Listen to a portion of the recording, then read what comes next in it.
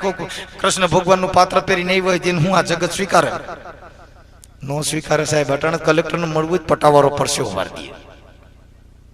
નો મળાય જો મળવું હોય તો સાહેબ આયા તો હવે સુદામો મળવા ગયો ત્યાં કણ ઓલા પટાવારે 3 દી સુધી બારે બે આડ્યો સુદામાને મળવા જ નહોતી તો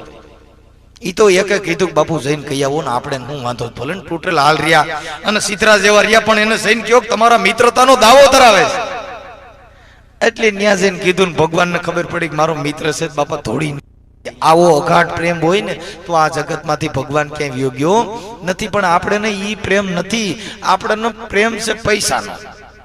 સત્તાનો સંપત્તિનો આ બધાય મળ છે સાહેબ મળ હોય ન્યા ભક્તિ નથી એટલે ને નરસિંહ મહેતાએ કીધું બાપુ પ્રેમને વશ થઈ ગયા રાજી આમાં હું કરે પંડિતાન હું કરે કાજી પ્રભાન મારો પ્રેમને વશ થઈ ગયો રાજી એ વિદુરને ઘરે જ્યારે કૃષ્ણ પધાર્યા ત્યારે કેળા લેવાતા માંગી કેવો અગાઢ પ્રેમ થયો